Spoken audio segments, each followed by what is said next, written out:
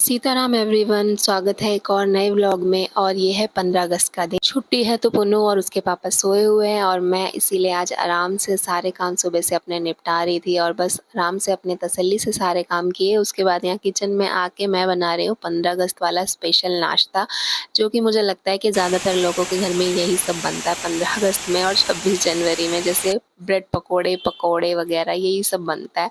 तो बस मैंने भी यहाँ पे आलू उबलने रख दिए थे और अच्छे से आलू उबल गए थे तो इनको ठंडा होने के लिए रख दिया है कमरे में। छुट्टी का दिन होता है ना, तो फिर इतना अच्छा लगता है क्योंकि आप तसल्ली से अपने सुबह के सारे काम कर सकते हो, वरना और दिन तो हमेशा इतनी भगदड़ रहती है ना, क्योंकि हस्बैंड को भी ऑफिस जाना है, बच्चों को स्कूल जाना है और फिर काम भी निपटाने हैं, खाना भी बनाना है, लंच भी पैक करना है, छोड़ के भी आना है। इतने सारे काम हो जाते हैं, लेकिन जब छुट्टी होती है तो ये खुशी होती है कि चलो कम से कम काम तसल्ली से कर सकते हैं। तो जब तक मैंने इतना काम निपटाया तब तक पुन्नू और उसके पापा भी उठ गए थे। फिर मैंने फटाफट से आलू छील लिए और इनको अच्छे से मैश कर लिया, क्योंकि मसाला बनाना है मुझे ब्रेड पकोड़े बनाने के लिए। तो आज बना रही हूँ ब्रेड पकोड़े और उसी के लिए यहाँ पर स्टफिंग की तैयारी कर रही हूँ। तो आलूओं को अच्छे से पूरा मैश कर लिया मैंने हाथ से। मुझे हाथ से मैश करना ज़्यादा सही लगता है, अच्छे से हो जाते हैं। और बस उसके बाद मैं यहाँ पर डाल रही हूँ बेसिक से मसाले। सबसे पहले मैंने डाला हींग और जीरा डाला थोड़ा सा, अजवाइन भी डाल सकते हैं, लेकिन अजवाइन का टेस्ट मेरे घर में मेरे बेटे को थोड़ा कम पसंद है, इसीलिए मैंने जीरा डाला। उसके बाद यहाँ पे थोड़ा सा धनिया पाउडर डाला और इसको अच्छे से मिक्स कर दिया है। वैसे हरे धनिया का टेस्ट बहुत अच्छा लगता है, लेकिन मेरे पास आज था नहीं, तो इस वजह से मैंने बस धनिया पाउडर डाला और इसको मिक्स कर दिया अच्छे से। तो स्टफिंग हो गई थी तैयार। उसके बाद मैंने रख दी चाय बनने के लिए यहाँ पर। तो एक तरफ चाय बनती रहेगी और दूसरी तरफ मैं तैयारी कर लूँगी ब्रेड पकोड़े बनाने की, क्योंकि ये दोनों जब तक सोते रहें तब तक तो ठीक है, लेकिन जब उठ जाते हैं ना, फिर उसके बाद बस जहाँ ये नहा लिए और बस तैयार होके बैठ गए, उसके बाद फिर नाश्ता चाहिए।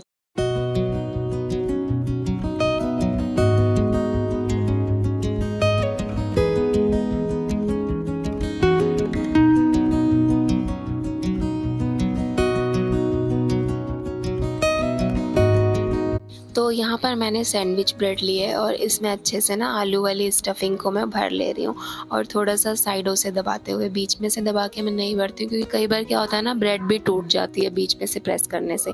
तो साइड साइड से भरने से ना अच्छे से भरा जाता है।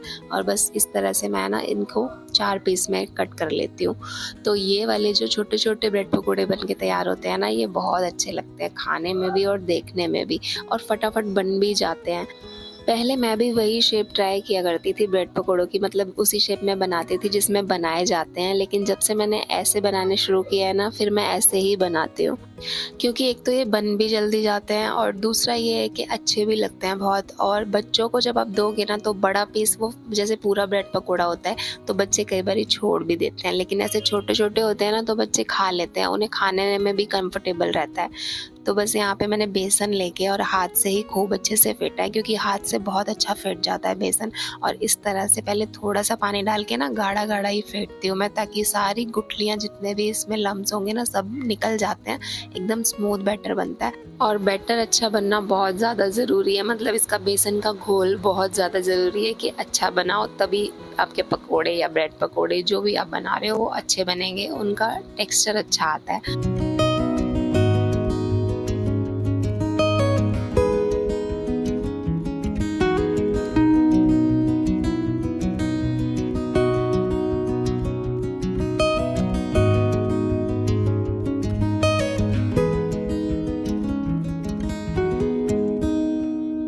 और अगर आपका बैटर अच्छा बना हो ना, मतलब ये घोल बेसन का, तो आपके जो ब्रेड पकोड़े या पकोड़े जो भी आप बना रहे हो, उसमें तेल भी नहीं जाएगा ज़्यादा।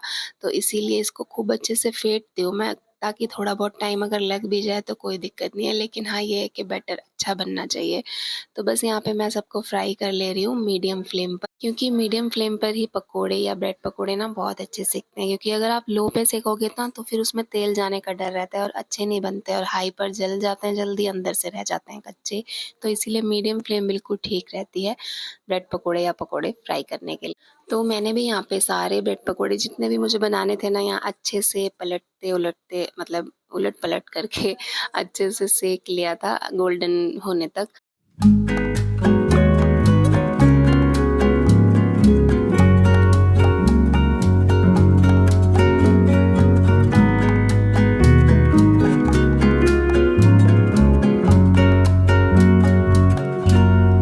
मैं जब भी पहले ब्रेड पकोड़े बनाती थी ना, तो मैं हमेशा ये सोचती थी कि मेरा टेक्सचर, मतलब मेरे जो ब्रेड पकोड़े होते हैं उनका टेक्सचर मार्केट जैसा क्यों नहीं आता। तो फिर उसके बाद बहुत बार ट्राई करने के बाद फिर पता चला कि यार बैटर की ही गड़बड़ होती है, क्योंकि हम स्टफिंग तो अच्छी बनाते ही हैं और ब्रेड तो बनानी होती नहीं है, लेकिन हाँ मेन चीज़ होती है जो बैटर होता है। तो उसके बाद जब मैंने बहुत बार ट्राई किया ना, तो तब पता चला कि बैटर पे ही मेहनत करनी पड़ती है। इसका घोल अच्छे से आप फेंटोगे ना हाथ से, जितना अच्छा उतना अच्छा टेक्सचर आएगा, और तेल बिल्कुल अब्जॉर्ब नहीं होता और बहुत अच्छे बनते हैं।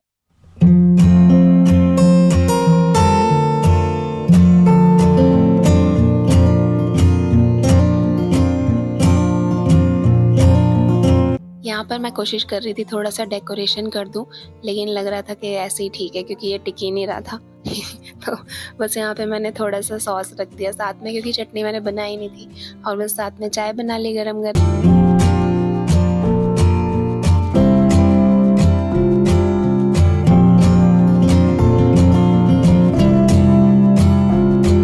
अगर आपने कभी ऐसे ट्राई नहीं किया है ना, तो आप ट्राई करके देखना, बहुत अच्छे लगते हैं, दिखने में भी बहुत अच्छे लगते हैं और खाने में भी बहुत अच्छे लगते हैं।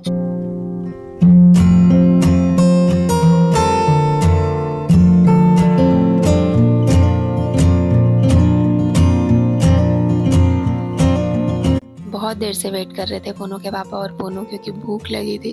तो बस यहाँ पे फटाफट से मैंने फिर इन्हें नाश्ता दिया। और आप कुछ बनाओ और कोई तारीफ़ कर दे तो और क्या चाहिए, बस तभी मन खुश हो जाता है और मेहनत हो जाती है सफल। तो बस दोनों ने बहुत तारीफ़ की कि काफ़ी अच्छे बने हैं, और ये वाली शेप से जब से मैं बनाने लगी हूँ ना, तब से इन्हें भी यही वाली शेप अच्छी लगती है ब्रेड पकौड़ों की। उसके बाद मैंने इन्हें नाश्ता देने के बाद जैसे ही पर्दा हटा के देखा बालकनी का, तो इतनी तेज़ बारिश हो रही थी ना सुबह-सुबह ही 15 अगस्त में, तो मैंने सोचा कि यार आज तो बच्चे बड़े कोई भी पतंग उड़ा ही नहीं पाएँगे।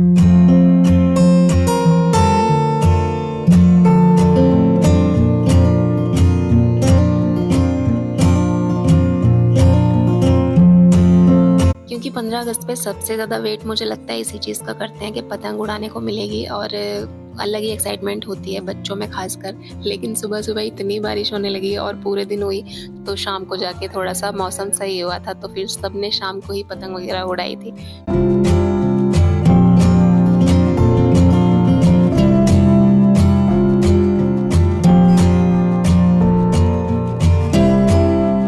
और यहाँ पे नाश्ते के साथ चल रही थी मूवी। तो इस मूवी के बिना 15 अगस्त अधूरा माना जाता है, मुझे लगता है।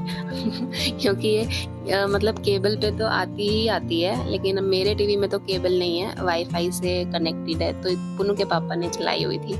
तो बस एक अलग ही फील आता है आज के दिन ऐसी मूवीज़ देखने से। और यहाँ इसका मुँह फूल गया था, क्योंकि पापा इसको फ़ोन नहीं दे रहे थे गेम खेलने के लिए, इस वजह से। अच्छा खासा मूड ठीक किया था मैंने इतना अच्छा नाश्ता बना के, और पापा ने मूड ख़राब कर दिया फ़ोन ना दे के।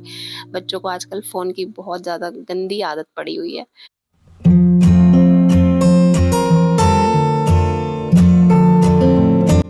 और ये देखिए यहाँ पे इसने हमारा पूरा घर भरा हुआ है गन्स बना के, इस तरह से पेपर से, क्योंकि इसको ऑफिसर बनना है। हमेशा बस एक ही चीज़ की रट रहती है कि मुझे ऑफिसर बनना है, ऑफिसर बनना है। तो गन भी खुद ही बनानी है, हर तरह की गन।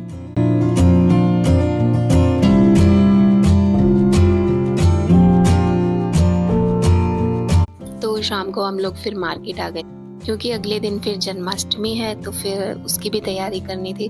तो थोड़ा बहुत सामान लेना था मुझे, वैसे कुछ-कुछ मैंने ले लिया था, लेकिन कुछ-कुछ बाकी था। और इस बार ये चीज़ बहुत अच्छी हुई कि 3 दिन की छुट्टी एक साथ मिल गई, तो हम भी खुश थे और बच्चे भी खुश और बड़े भी खुश। तो बस पहले थी 15 अगस्त की छुट्टी, उसके बाद जन्माष्टमी, संडे पड़ गया था, तो सबके मज़े आ गए थे इस बार तो। तो बस ये था कि इसलिए हम थोड़ा-सा जल्दी आ गए थे मार्केट। और यहाँ पे मैं मोर पंख देख रही थी, लेकिन इनके पास ना मोर पंख वो गोल वाले शेप में जो आते हैं ना डेकोरेटेड, वो नहीं थे। मुझे वो चाहिए थे गोल वाले, इनके पास लंबे वाले थे। और यहाँ आसमान में देखिए, जैसे ही बारिश खत्म हुई, शाम हुई, तो कैंडल वाली जो होती है ना, क्या बोलते हैं उनको, मुझे पता नहीं नाम, तो वो उड़ रही थी आसमान में। तो वही मैं शूट करने की कोशिश कर रही थी, लेकिन बहुत ज़्यादा दूर थी। और बस यहाँ मार्केट में पूजा का सामान मिल रहा था, क्योंकि अगले दिन जन्माष्टमी थी, लोग मेहंदी लगवा रहे थे। यहाँ हमारे यहाँ मेहंदी वालों के पास हमेशा कोई ना कोई बिज़ी रहता ही है, मतलब यहाँ पे ये लोग ना, मेहंदी हमेशा चलती ही रहती है, कोई भी त्योहार हो जाए।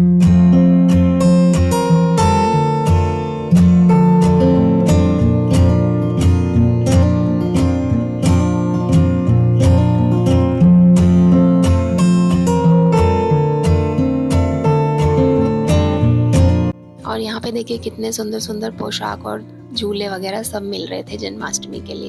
इतना सब कुछ देख के ना बहुत कन्फ्यूज़न होती है, समझ में ही नहीं आता कि कौन-सा लो। तो यहाँ पे मैं मुकुट देख रही थी क्योंकि मैंने पोशाक ले ली थी, कान्हा जी के वस्त्र पहले से ले लिए थे। तो यहाँ पे मुकुट बहुत प्यारे-प्यारे थे इनके पास, तो मैं वही देख रही थी और समझ नहीं आ रहा था कि कौन-सा लूँ। फिर मैंने एक ये वाला पसंद किया था, पिंक वाला जो मेरे हाथ में आप देख रहे हो ना, ये वाला जिस पर येलो कलर का एक फूल बना हुआ है वो। तो वो बहुत सुंदर था, मैंने निकाल के देखा था और क्वालिटी बहुत अच्छी थी इसकी।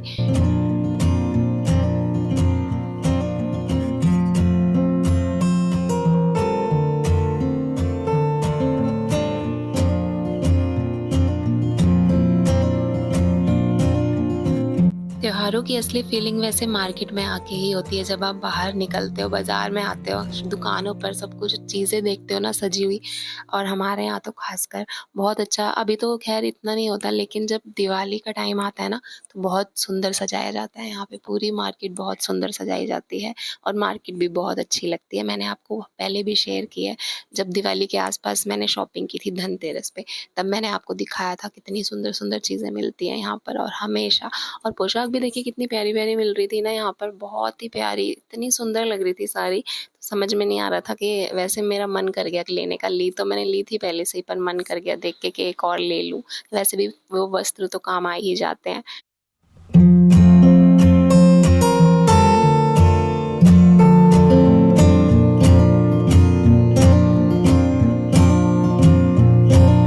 और ये अभी 1 दिन पहले ना सिर्फ़ शुरुआत ही चल रही थी सजावट की। अगले दिन तक तो और सुंदर सजा रहता है, जब मतलब जन्माष्टमी वाले दिन तक पूरी रात लगे रहेंगे और फिर अगले दिन बहुत ही खूबसूरत सजाते हैं। और यहाँ पे मुझे फाइनली मेरा मोर पंख मिल गया जो मुझे चाहिए था, ये गोल वाला इन भैया के पास। तो चलिए आज के व्लॉग का यहीं पे एंड करती हूँ। अगर कुछ भी अच्छा लगा हो तो लाइक कर दीजिएगा। जल्दी मिलेंगे नए व्लॉग में। सीताराम।